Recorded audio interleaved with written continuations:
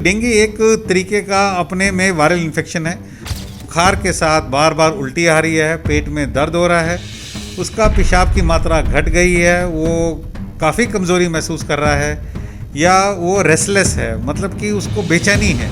ऐसे मरीज़ को अस्पताल जाना बहुत ज़रूरी है। जो लोग को कोई और बीमारी है, जैसे डायबिटीज़ हुआ, मान लीजिए किडनी डिजीज़ हुई, हार्ट डिजीज़ हुई या एस्पिरिन की गोली खाते हैं, उनको तो डेफिनेटली डॉक्टर से बात करनी चाहिए। 2-3 दिन तक तो बिल्कुल भी डरने की ऐसी कोई बात नहीं। चाहे कोई आदमी बकरी का दूध पिए या वो कीवी खाए या पपीते के छिलके खाए, उससे हमारे हिसाब से तो कोई फ़र्क पड़ने वाला नहीं। सिर्फ पैरासीटामोल या ठंडी पट्टियाँ करनी है, पानी का सेवन करना है और अपने खाने को एक ढंग से रखना है। नमस्कार, मैं हूं देवेंद्र। आप देख रहे हैं पंजाब केसरी टीवी। हरियाणा के कई जिलों में पिछले कई सालों का रिकॉर्ड टूटा है और डेंगू का कहर लगातार जारी है। डेंगू में किस तरीके से आप कोई लापरवाही जो है वो ना बरतें, क्या कुछ सावधानियां आपने बरतनी है, कौन से सिम्टम्स होंगे, कौन से लक्षण होंगे तब आपको लगेगा कि अब डेंगू है और किस तरीके से इसका इलाज हो पाएगा, तमाम चीज़ों पर बात करेंगे। पीजीआई चंडीगढ़ के मेडिसिन डिपार्टमेंट के प्रोफेसर डॉक्टर संजय जैन हमारे साथ हैं। आइए उनसे बात करते हैं। सर, सबसे पहले स्वागत है पंजाब केसरी पर। धन्यवाद जी। सर, मैं जानना चाहूँगा, डेंगू को लेकर तरह तरह की जानकारियाँ आप सोशल मीडिया के ज़रिए जो हैं गलत जानकारियाँ भी आ रही हैं। सबसे पहले शुरुआत इससे करूँगा कि लक्षण क्या क्या होते हैं डेंगू के, जिससे कि बंदा डरे भी ना और इलाज भी करवा पाए। देखिएगा, सबसे पहला सिम्टम है बुखार होना। डेंगू में अचानक ही एकदम तेज़ बुखार होता है और बुखार के साथ यूजुअली शरीर में दर्द होने शुरू हो जाता है। और जो दर्द के साइट हैं यूजुअली बैक एक होती है, यानी पीठ में दर्द होना शुरू होता है, मांसपेशियों में दर्द होना शुरू होता है और बंदे को थोड़ी कमज़ोरी महसूस होनी शुरू होती है।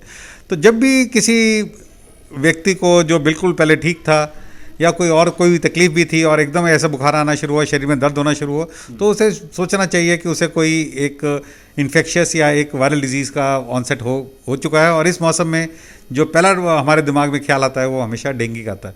पर यह सोचना चाहिए कि सारे बुखार जो हैं वो डेंगू नहीं है, क्योंकि डेंगू एक तरीके का अपने में वायरल इन्फेक्शन है।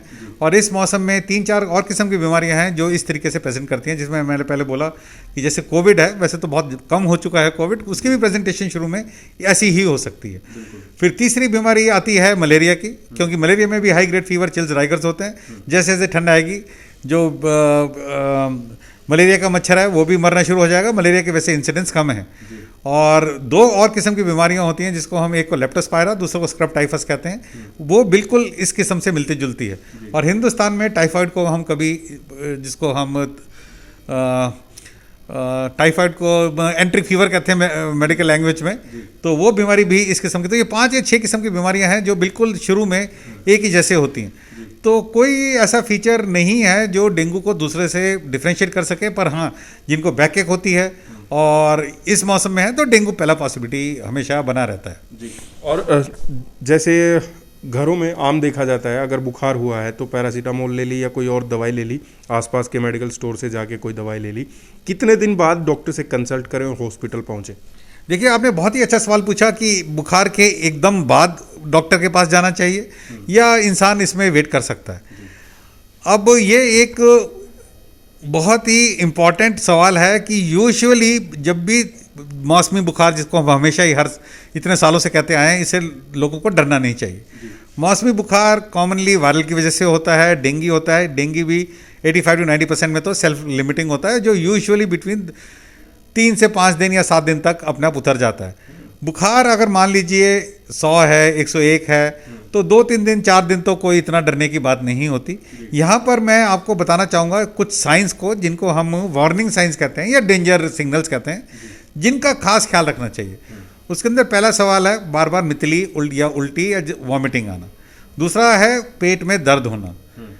यदि किसी व्यक्ति को बुखार के साथ बार बार उल्टी आ रही है, पेट में दर्द हो रहा है, उसका पेशाब की मात्रा घट गई है, वो काफ़ी कमज़ोरी महसूस कर रहा है या वो रेस्टलेस है, मतलब कि उसको बेचैनी है, ऐसे मरीज़ को अस्पताल जाना बहुत ज़रूरी है, डॉक्टर को दिखाना ज़रूरी है, ताकि डॉक्टर उसका पल्स और ब्लड प्रेशर चेक कर सके और बाकी कंडीशन तो देख सके कि मरीज़ की हालत स्टेबल है कि नहीं है।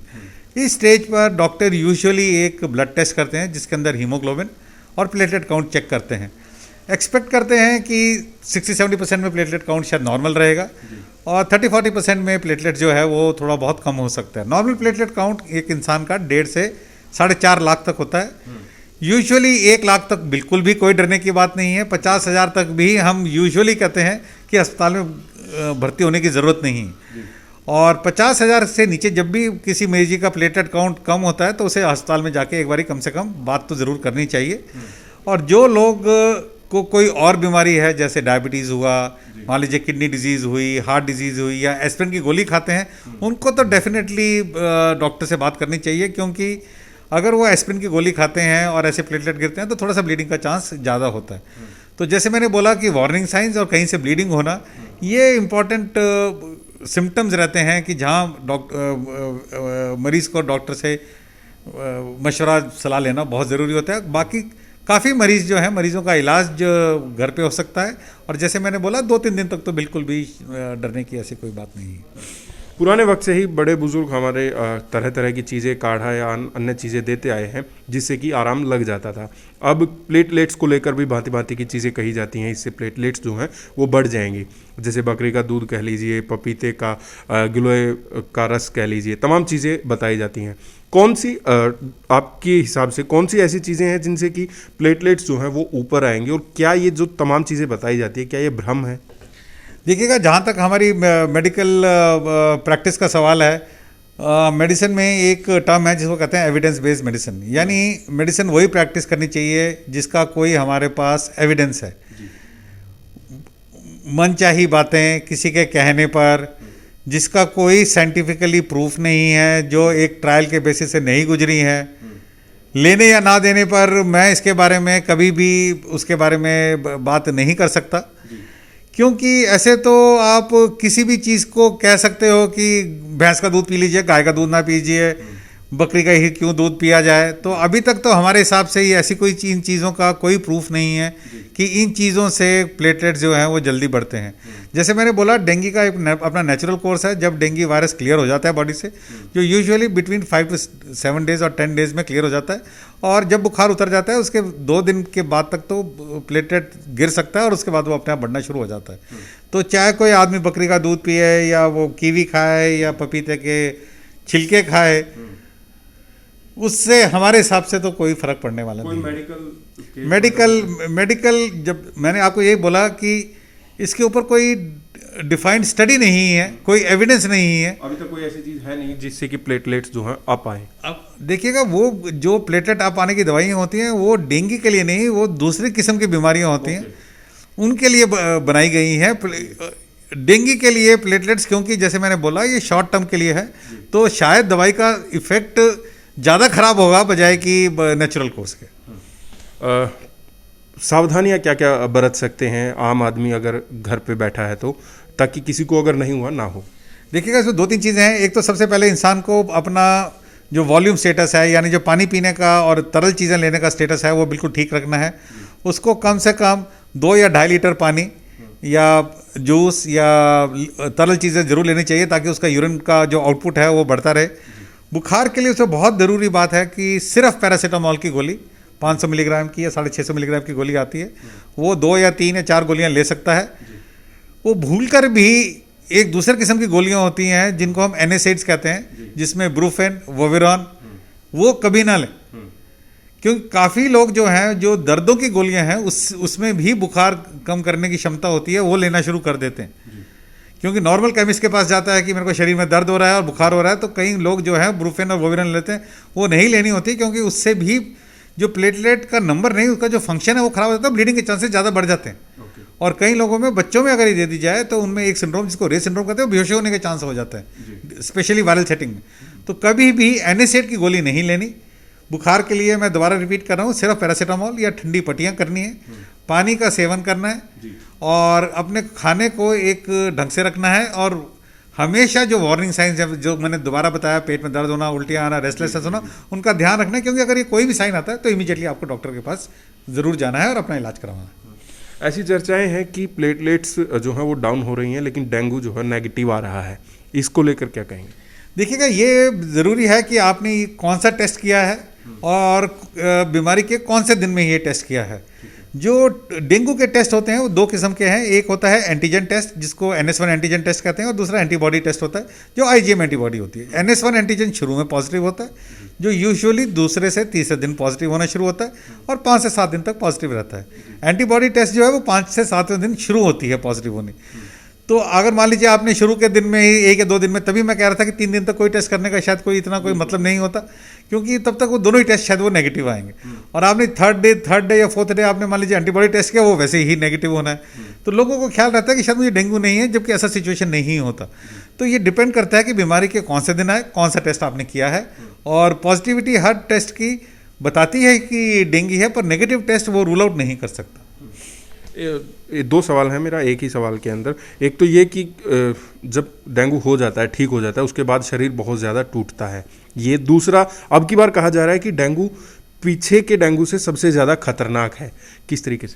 देखिएगा, 2 चीज़ें हैं जो आपने 2 सवाल हैं। एक तो है पोस्ट डेंगू की, डेंगू होने के बाद जो शरीर टूटना है, इसको ये किसी भी वायरल डिजीज़ में बड़ा कॉमन होता है, जिसको हम पोस्ट वायरल फेटिग सिंड्रोम कहते हैं। ये यूजुअली 2 हफ्ते तक या 3 हफ्ते तक परसिस्ट करता है, और इसके लिए भी आपको एक nutritious diet, adequate amount of fluids, पानी पीना या जूस पीना, और मान लीजिए कोई ज़्यादा शरीर में तकलीफ हो रही है तो सिंपल पैरासीटामोल की गोली ही एनफ होती है, और 2-3 हफ्तों में ये अपने आप में रिकवर कर जाता है। कोई इसका लॉन्ग लास्टिंग ऐसा कोई दिल पर या फेफड़ों पर जो कोविड में होता था, ऐसा कोई इफेक्ट नहीं होता। अब जहाँ तक रही बात सिवियरिटी की, डेंगू के टिपिकली 4 सीरोटाइप्स होते हैं, एक 5वां भी आप डिस्क्राइब कर रहे हैं लोग। तो जो ये कौन से टाइप का हो रहा है, डेन लगता है इस बार शायद डेन 2 है। तो डेन 2 जो है वो शायद उसकी सिवियरिटी जो है वो थोड़ी ज़्यादा होती है, पर इसमें ऐसा कोई डरने की बात नहीं है। मैंने बोला कि 85 to 90% ऑफ टाइम्स ये सेल्फ लिमिटिंग होता है, और सिंपल ट्रीटमेंट जिसके अंदर फ्लूइड इंटेक रखना या अर्ली डॉक्टर के पास जाना, उससे ये बीमारी ठीक हो जाती है। तो लोगों को इसमें इतना चिंता करने की बात नहीं है, और सारा जो मेडिकल पैराफर्नेलिया है वो तैयार है, क्योंकि अगर ज़रूरत पड़े तो प्लेटलेट्स भी तैयार हैं, और फ्लूइड्स देना जो है वो कोई इतना डिफ़िकल्ट सवाल नहीं है। इससे हम कब तक बच पाएंगे? इसका प्रकोप कब तक खत्म हो जाएगा? देखिए, मेरा अपना ये ख्याल है कि मिड नवंबर तक, क्योंकि जब भी टेम्परेचर डाउन होता है तो ये मच्छर मरना शुरू हो जाता है। टिपिकली कहा जाता है 13.8 डिग्रीज, बट आप मान सकते हैं कि 14 या 15 डिग्री से जब ये नीचे होगा तो ये मच्छर जो है वो मरना शुरू हो जाता है, और कम से कम जो उसके अंडे हैं वो सर्वाइव नहीं कर पाते। तो मेरा अपना विचार है कि बाय दैट टाइम ठंड इतनी आ जाएगी या टेम्परेचर इतना फॉल होना शुरू हो जाएगा, तो मे बी मतलब नवंबर के मिड तक या 3rd वीक तक I think it should die down. बहुत बहुत शुक्रिया। तो डॉक्टर संजय जैन मेरे साथ थे, और उन्होंने डेंगू को लेकर तमाम तरह की जो भ्रांतियां फैली हुई हैं उनको लेकर, और मेडिकली क्या कुछ इलाज हो सकता है, तमाम चीज़ों पर बात की। मैं हूं देवेंद्र, देखते रहिए पंजाब केसरी टीवी। नमस्कार।